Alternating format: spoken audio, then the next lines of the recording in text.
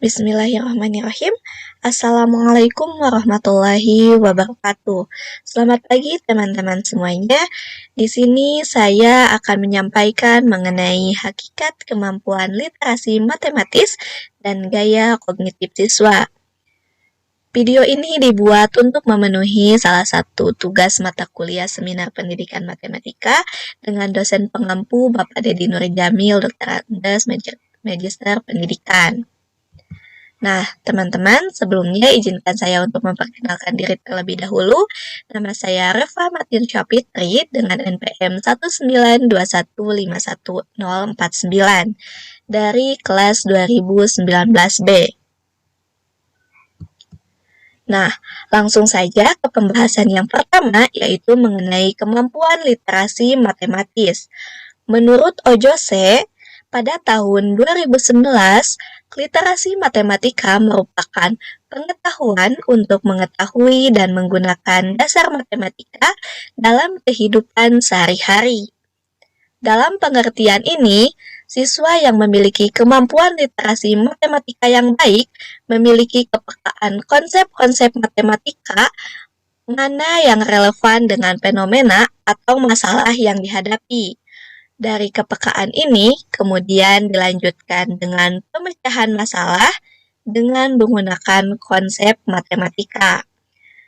Nah, berdasarkan pendapat tersebut, literasi matematika juga dapat diartikan sebagai sebuah kemampuan pengetahuan yang dapat digunakan ketika peserta didik ingin mengetahui mengenai dasar dari matematika itu sendiri, serta bagaimana menggunakan dasar matematika itu dalam kehidupan sehari-hari, di mana peserta didik yang mempunyai kemampuan literasi matematika ketika dihadapkan dengan permasalahan-permasalahan yang ada, mereka akan mengaitkan permasalahan tersebut dengan konsep-konsep matematika yang ada. Tentunya, konsep matematika yang digunakan pun merupakan konsep-konsep matematika yang sesuai dengan masalah yang dihadapinya. Setelah konsep tersebut ditemukan, maka peserta didik dapat menyelesaikan atau memecahkan permasalahan yang dihadapi sesuai langkah-langkah dari konsep matematika yang telah ditentukan sebelumnya. Nah, selanjutnya ada menurut Echey dan Turner pada tahun 2015 mengartikan literasi dalam konteks matematika adalah kekuatan untuk menggunakan pemikiran matematika dalam pemecahan masalah sehari-hari agar lebih siap menghadapi tantangan kehidupan. Pemikiran matematika yang dimaksudkan meliputi pola pikir pemecahan masalah, menalar secara logis, mengkomunikasikan, dan menjelaskan. Pola pikir ini dikembangkan berdasarkan konsep, prosedur, serta fakta matematika yang relevan dengan masalah yang dihadapi. Nah, berdasarkan pendapat tersebut, literasi matematika dapat diartikan juga sebagai kemampuan untuk berpikir dalam memecahkan masalah, di mana hal utama yang diperlukan peserta didik ketika akan memecahkan masalah adalah kekuatan. Mengapa demikian? Karena dengan adanya kekuatan untuk berpikir atau menggunakan pikiran, ketika peserta didik dihadapkan dengan berbagai permasalahan, peserta didik akan lebih siap menghadapi permasalahan tersebut. Permasalahan di sini tertuju kepada permasalahan matematika dalam kehidupan sehari-hari. Seperti yang diutarakan sebelumnya, bahwa dalam menyelesaikan atau memecahkan suatu permasalahan matematika, maka peserta didik dapat menyesuaikan permasalahan yang dihadapi dengan konsep matematika yang ada sehingga peserta didik dapat memecahkan permasalahan yang dihadapi tersebut. Nah, selanjutnya ada menurut Sari pada tahun 2015. Kemampuan literasi matematika dapat didefinisikan sebagai kemampuan siswa untuk merumuskan, menggunakan, dan menginterpretasikan matematika dalam berbagai konteks pemecahan masalah kehidupan sehari-hari secara efektif. Berdasarkan pendapat tersebut, literasi matematika dapat diartikan sebagai kemampuan yang dimiliki peserta didik untuk memecahkan masalah sehari-hari agar masalah tersebut dapat terselesaikan dengan membuahkan hasil.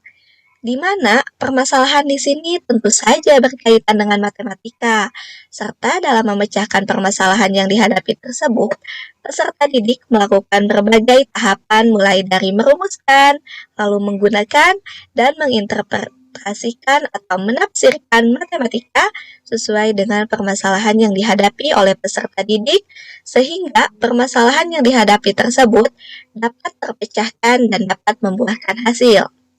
Hal ini menunjukkan bahwa kemampuan literasi matematis sangatlah penting bagi peserta didik dalam menghadapi permasalahan sehari-hari.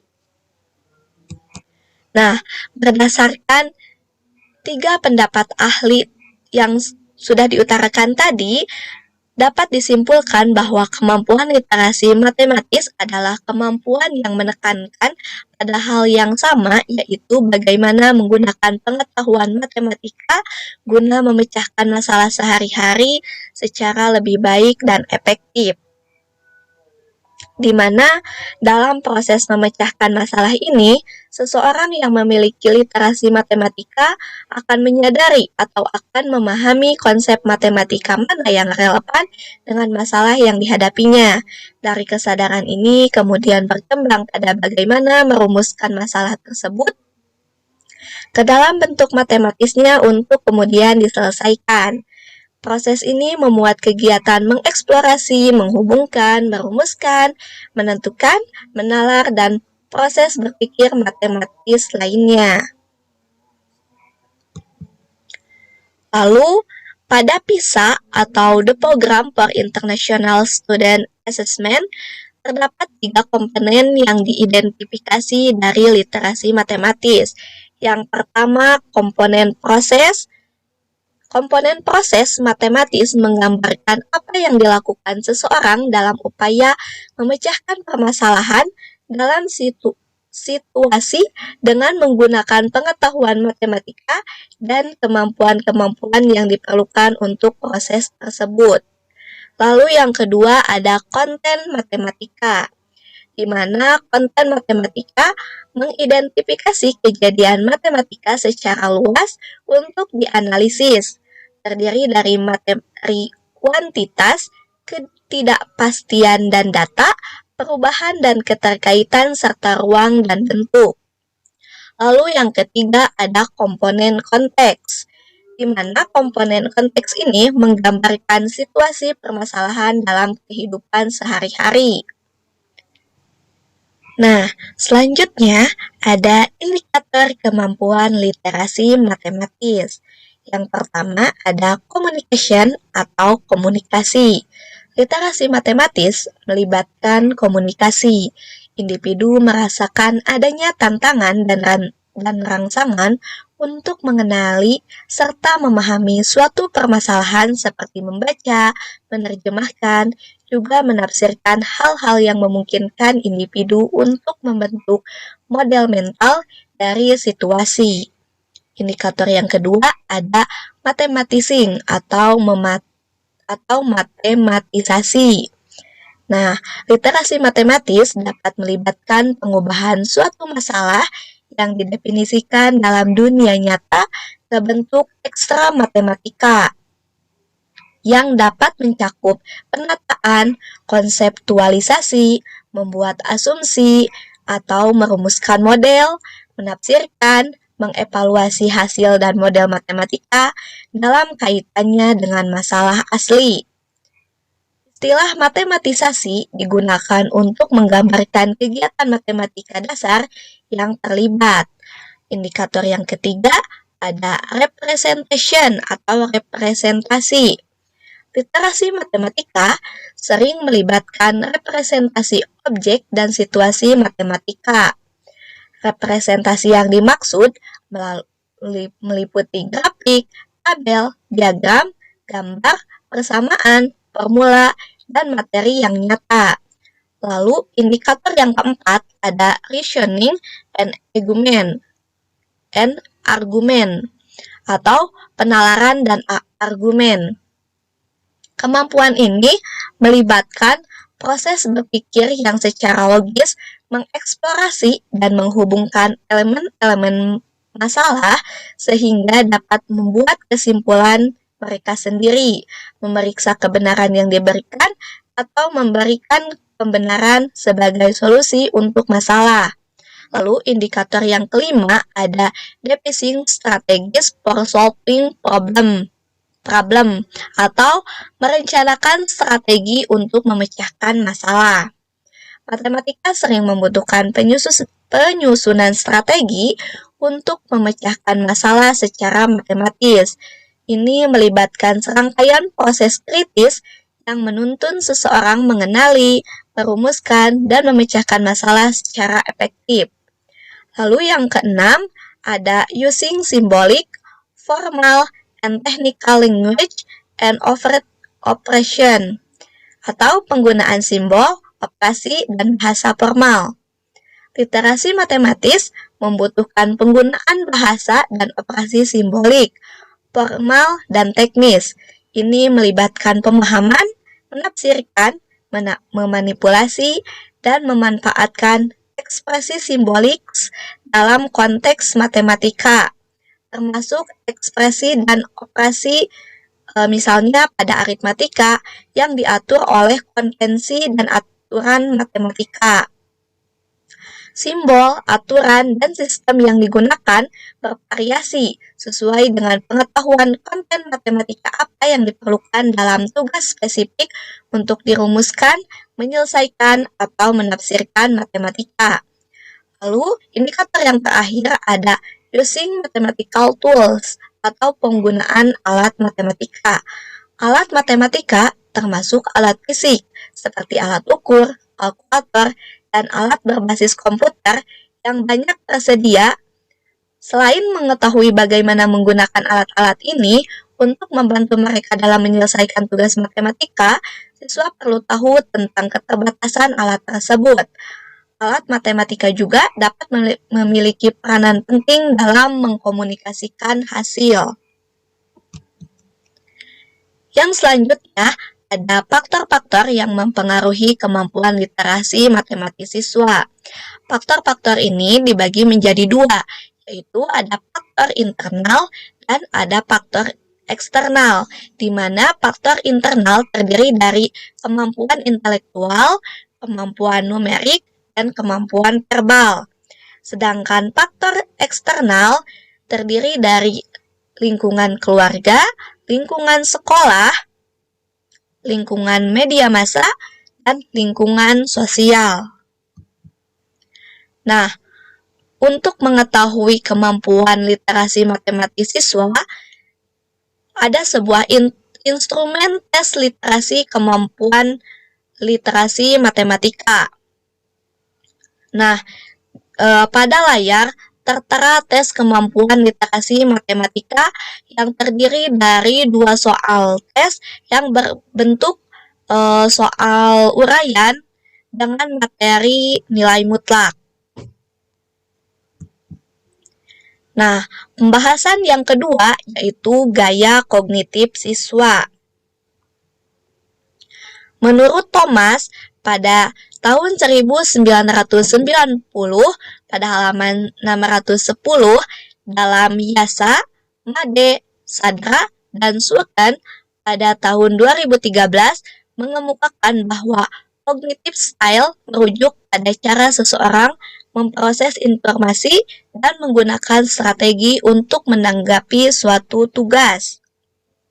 Nah, berdasarkan pendapat tersebut, gaya kognitif diartikan sebagai suatu hal yang dilakukan peserta didik untuk memproses sebuah informasi yang didapat serta digunakan untuk menanggapi suatu tugas.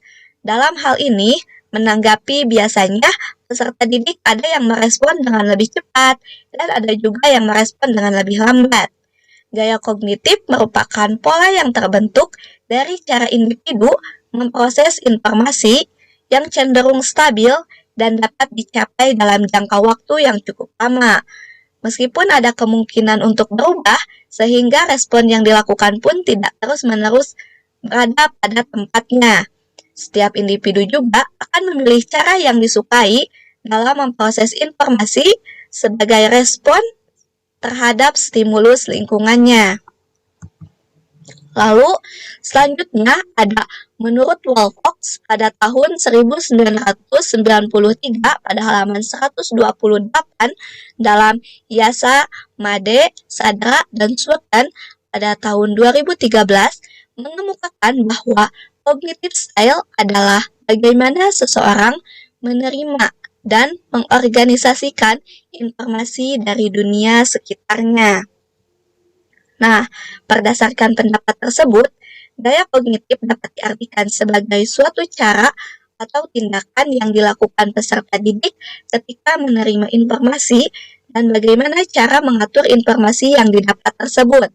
Atau dengan kata lain, gaya kognitif merupakan cara tertentu yang dimiliki setiap peserta didik, baik yang berkaitan dengan penerimaan dan pengolahan suatu informasi, maupun kebiasaan yang berhubungan dengan lingkungannya. Nah, selanjutnya, menurut Desmita pada tahun 2011 menyebutkan bahwa gaya kognitif merupakan salah satu ide baru dalam kajian psikologi perkembangan dan pendidikan. Ide ini berkembang pada penelitian mengenai bagaimana siswa menerima dan mengorganisasi informasi dari lingkungan sekitarnya. Nah, berdasarkan pendapat tersebut, gaya kognitif juga dapat diartikan sebagai cara peserta didik yang khas dalam belajar, baik yang berkaitan dengan cara penerimaan dan pengolahan informasi, sikap terhadap informasi, maupun kebiasaan yang berhubungan dengan lingkungan belajar, atau cara khas yang digunakan seseorang dalam mengamati dan beraktivitas mental di bidang kognitif yang bersifat individual dan kerap kali tidak disadari dan cenderung bertahan. Nah, berdasarkan pendapat di atas dari pendapat 3 ahli melalui analisis sintesis, maka dapat disimpulkan bahwa gaya kognitif adalah suatu karakteristik individu dalam merasakan, mengingat, memecahkan masalah, dan membuat keputusan yang berkaitan dengan informasi yang meliputi cara penerimaan informasi, cara mengolah atau memproses informasi, menyimpan informasi, memecahkan masalah, dan membuat keputusan yang mana dapat berkembang sesuai perkembangan kecerdasannya. Nah, selanjutnya, menurut Munandar pada tahun 2012, ciri kognitif kreativitas atau berpikir kreatif dalam menyelesaikan masalah terdiri dari 4. Yang pertama ada plan key, di mana dalam ciri ini terdapat mencetuskan banyak ide, banyak jawaban, banyak penyelesaian masalah, lalu memberikan banyak cara atau saran menyelesaikan masalah, serta selalu memikirkan lebih dari satu jawaban. Ciri yang kedua ada flexibility, di mana dalam ciri ini terdapat menghasilkan jawaban yang bervariasi, dapat menyelesaikan masalah dari suatu sudut pandang yang berbeda, mencari banyak alternatif penyelesaian masalah yang berbeda-beda. Lalu, ciri yang ketiga ada originality, di mana dalam originality terdapat mampu melahirkan ungkapan yang baru dalam menyelesaikan masalah, memikirkan cara yang tidak lazim untuk mengungkapkan masalah. Lalu ciri kognitif yang keempat ada elaboration, di mana dalam elaboration terdapat mampu memperkaya dan mengembangkan gagasan dan memperinci jawaban dengan detail. Lalu selanjutnya ada menurut Witkin dalam Alamul Khodai pada tahun 1996, beliau mengemukakan terdapat 4 karakteristik dari gaya kognitif, yaitu yang pertama ada teknik quiz for moving toward goals. Gaya kognitif adalah cara bergerak mencapai tujuan, bukannya pencapaian tujuan. Lalu karakter yang kedua ada pervasive dimension. Gaya kognitif adalah dimensi yang luas. Luasnya dimensi ini terlihat dalam persepsi, intelektual, kepribadian, dan domain sosial. Lalu karakteristik yang ketiga ada stability, di mana gaya kognitif stabil dari waktu ke waktu. Stabilitas ini meluas tidak hanya selama beberapa minggu dan bulan, tetapi selama bertahun-tahun. Lalu yang terakhir ada bipolarity, di mana gaya kognitif adalah bipolar. Berkenaan dengan tingkat dan bipolaritasnya membuat nilai dimensinya netral dalam arti bahwa setiap kutub memiliki kualitas yang bersifat adaptif dalam keadaan tertentu. Nah, selanjutnya ada penggolongan gaya kognitif yang kaitannya dengan proses mengajar. Nah, yang pertama ada file independent.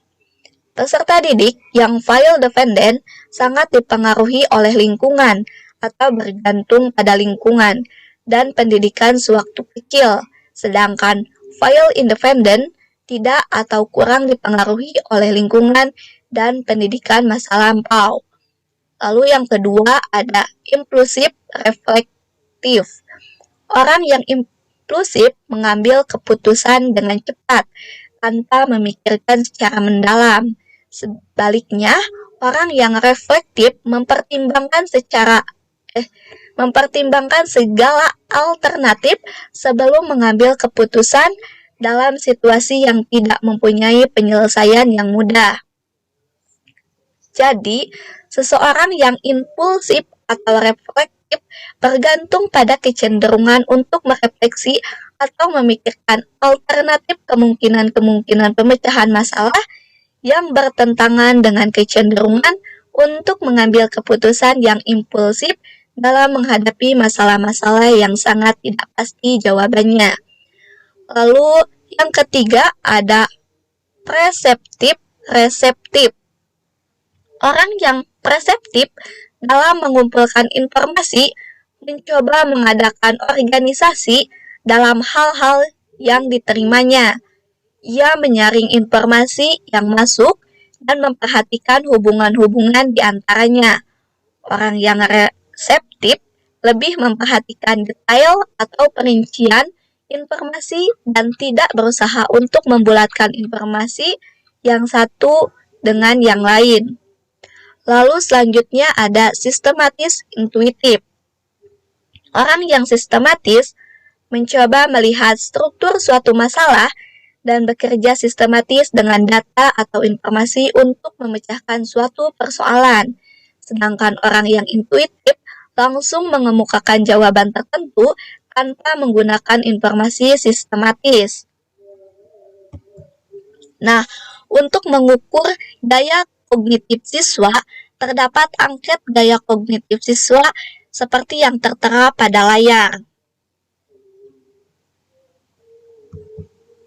Nah, teman-teman, sekian penyampaian dari saya mengenai hakikat kemampuan literasi matematis dan gaya kognitif siswa. Mohon maaf apabila terdapat kesalahan. Jika terdapat tanggapan atau pertanyaan, boleh teman-teman tulis di kolom komentar. Terima kasih.